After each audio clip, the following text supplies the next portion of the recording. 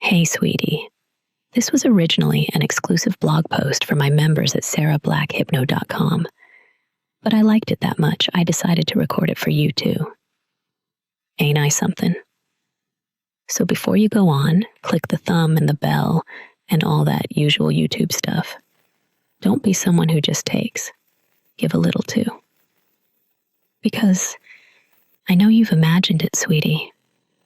What it would be like to be in a physical relationship with me.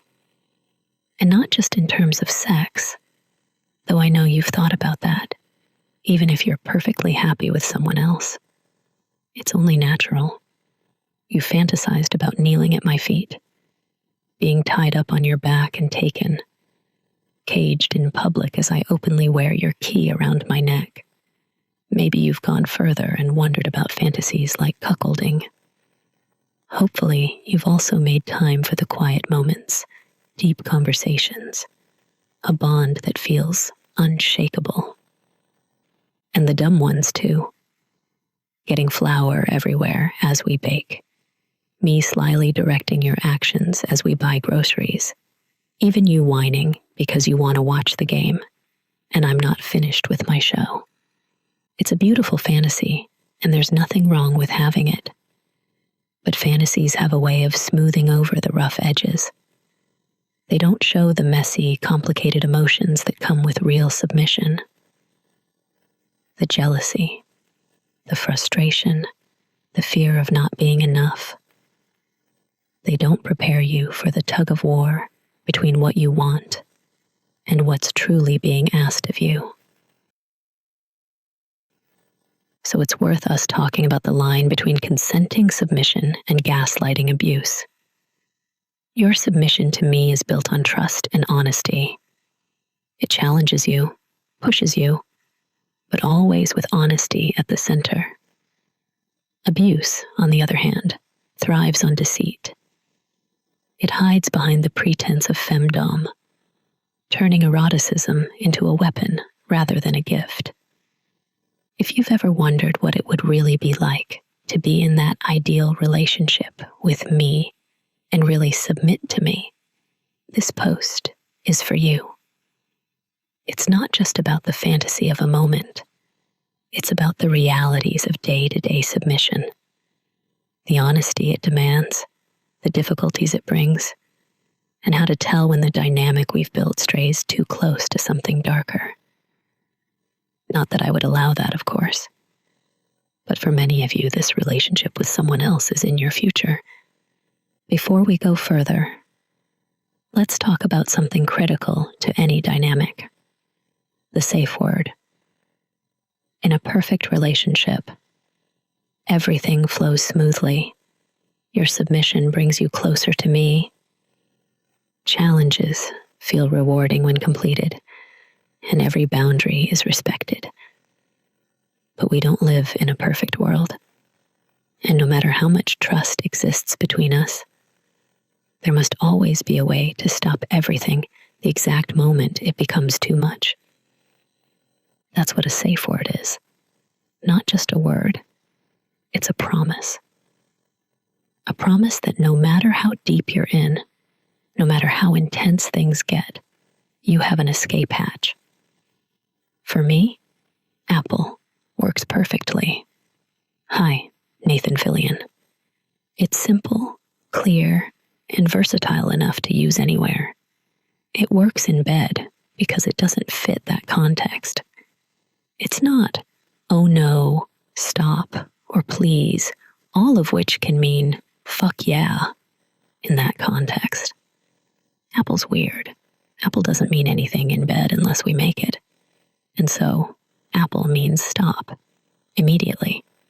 But it also works in public, because as innocuous as I'm kinda hungry for an apple sounds when you say it to me with friends in earshot, it's also strange enough to alert me without raising others' suspicion. An apple? Really? As I look you in the eye. Yeah, I've just got a craving for an apple. You don't need to emphasize it or perform. I know. And of course, here's the rule. and it's non-negotiable. No debate, no discussion, no questioning. It's the reddest of red lights and the widest of red lines. The moment it's used, everything stops, immediately and completely.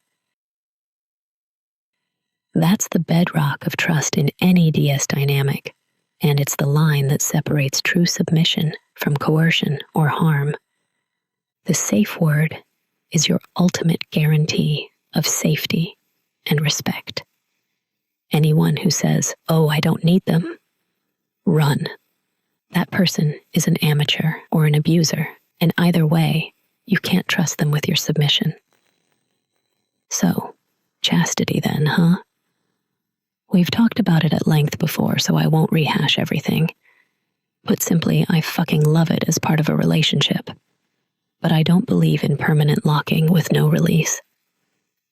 Whatever our words at times, this is a relationship, not slavery.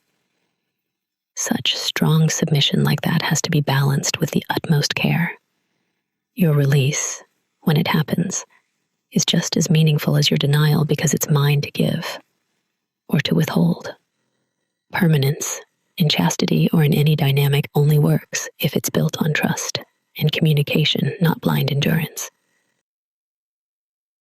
And that all sounds great to you, doesn't it? But what happens when we crank the dial and add cuckolding? For lots of people, chastity and cuckolding are inexorably intertwined. You don't get one without at least the tease of the other. They play on similar themes of denial, control, and vulnerability. The emotions stirred by the idea of being locked while I take pleasure from someone else are really strong, aren't they? And maybe not at all pleasant to you. Cuckolding taps into some of our deepest fears: jealousy, inadequacy, the loss of control, and tries to reframe them as arousal. But let's talk about what's really happening in that moment. If I were with someone else while you were locked, how would it feel, really? Would the cage amplify your desire, make you ache with longing and submission? Or would it tear at you, making you feel discarded, less than?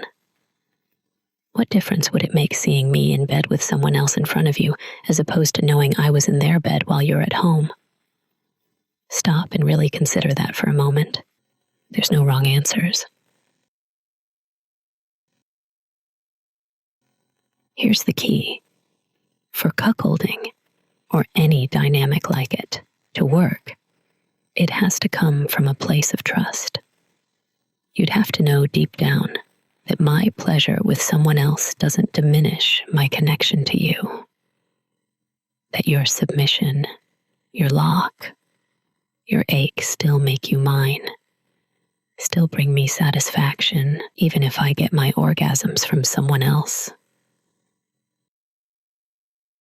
It's not about humiliation or rejection, even if we play with those themes. It's about expanding the idea of control, of surrendering not just your body, but your expectations. And that's not something everyone who wants it is ready for. It's not something some people want at all, and that's okay. But if you've ever fantasized about being caged while I'm with someone else, I want you to ask yourself this. Is your arousal tied to the act itself, or to my control, which it's supposed to represent? Is it about getting aroused watching me fuck someone else while you're powerless and weak in the moment? That's okay. But to frame it another way, when you fantasize about that, are you thinking about my needs at all? Or are you only thinking about what you want? Are you really being submissive to me? Or is this all about you? And if you're not, is it something you'd really be okay with, or just a masturbatory fantasy? Because in that moment, my attention wouldn't be on you. It'd be on my own pleasure. Consider how you approach all your submissive fantasies. Are they really about true submission at all? Really putting someone else before yourself? Or are they just sexual fantasies that you get off on? The entire point being your own arousal. The beauty of chastity and cuckolding is that they ask the same fundamental question. How much are you willing to give someone else? And if you were to say something like, "Oh, I'd love to be tied up and forced to watch while Nathan took you," are you just topping from the bottom? Am I supposed to perform for you? If this is truly about submission to my needs, then why do you even need to be in the room while I ride Captain Reynolds?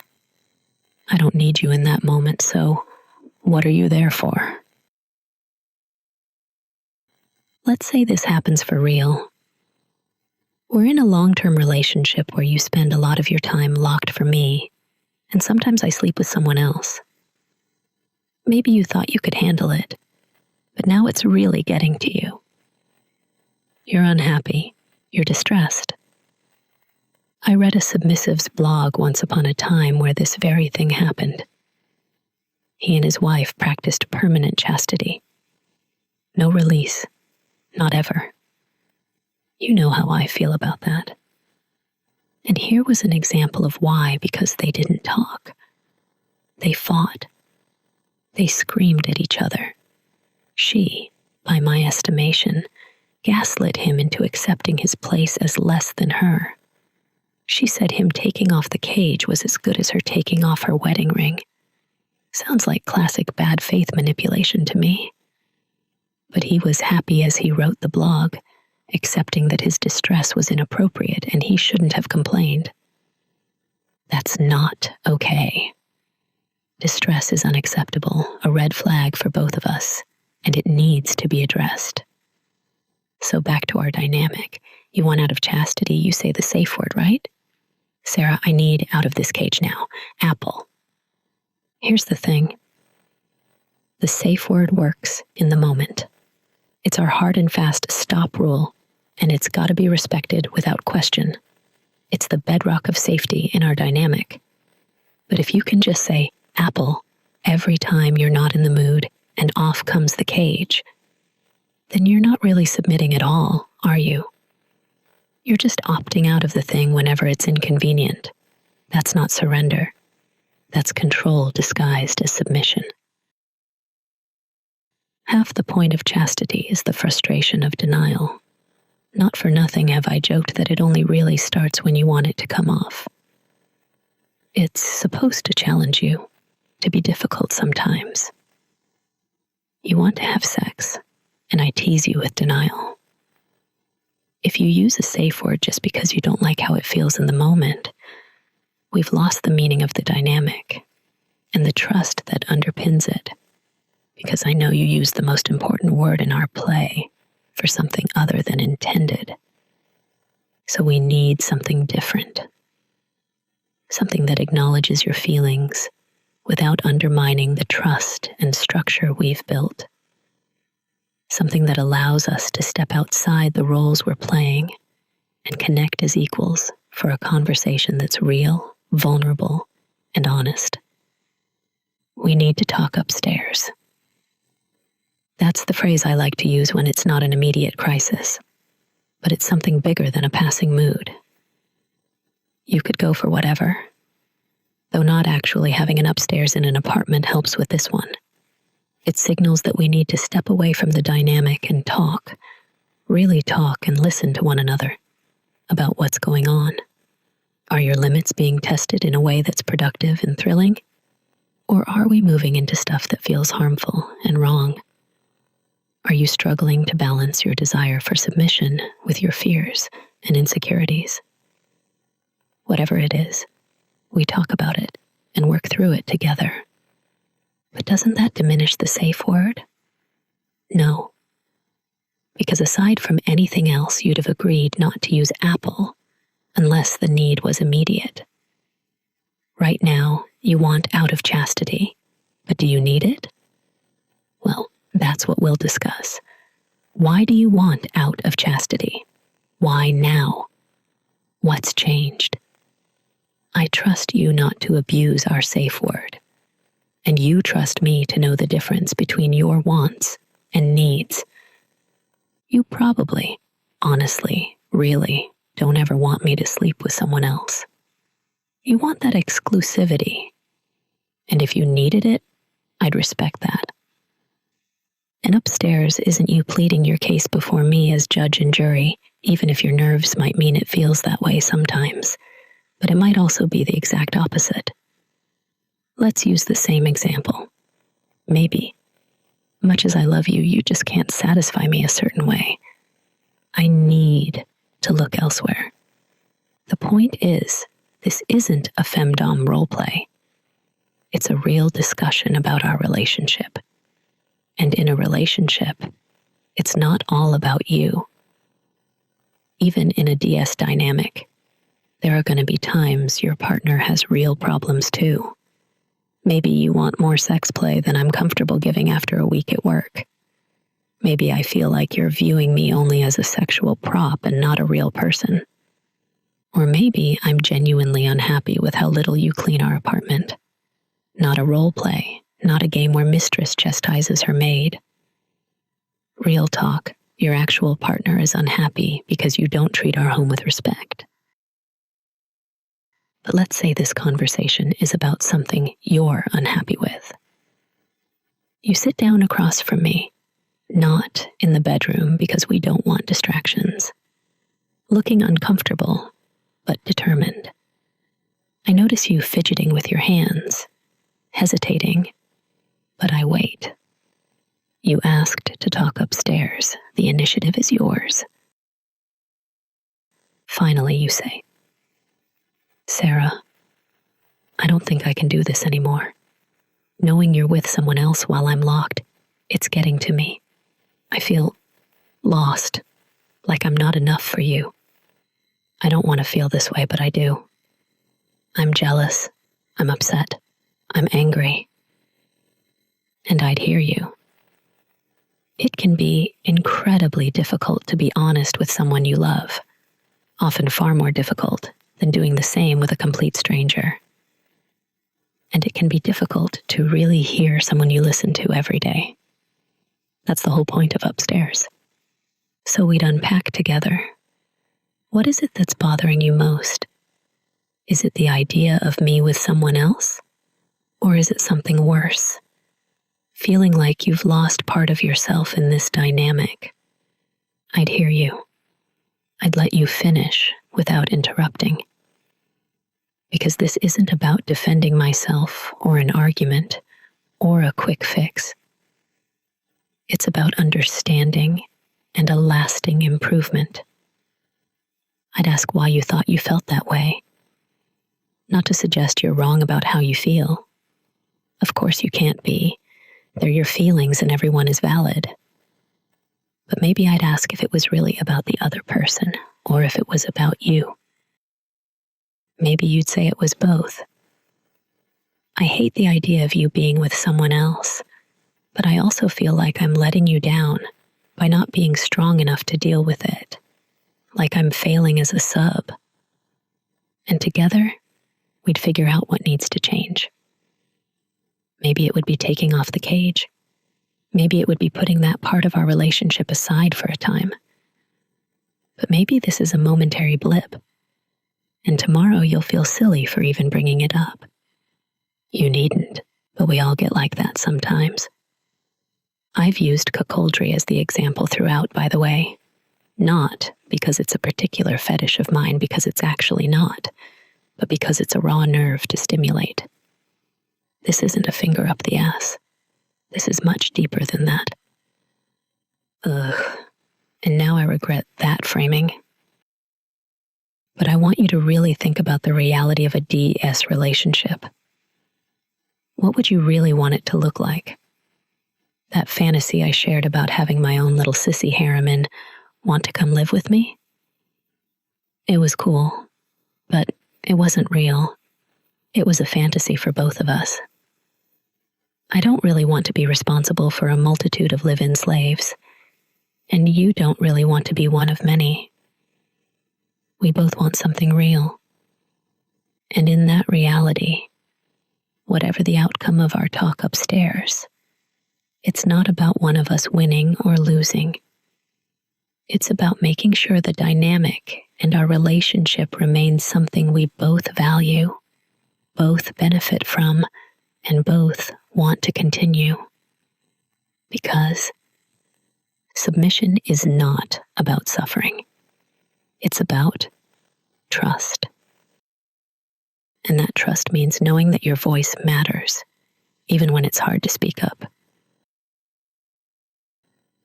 After we've had that talk, after we've laid it all out, listened to each other, and truly addressed the problem, there's a moment of choice.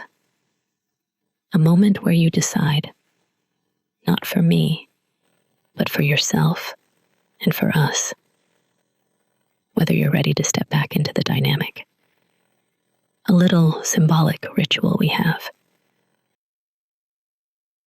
I'd ask you to kneel. Not tell you to kneel, not a command, but an invitation. And in that moment, if you didn't want to, if it didn't feel right, we'd both know there was still something wrong. We hadn't addressed the problem. We wouldn't force it.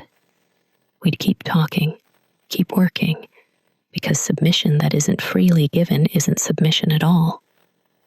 But if you did kneel, it would mean we'd found our way back. It would mean you trusted me enough to surrender again, even after everything. For having been honest with each other, we were happier and stronger together. And then, I'd kneel too, right in front of you. I'd take your face in my hands, look you in the eyes, and kiss you with love like I kiss no one else. A quiet, intimate moment that says, we're okay. We've got this. And I've got you. That's what a DS relationship is at its heart. Even if not every relationship involves chastity, cuckolding, those specific safe words, or that ritual.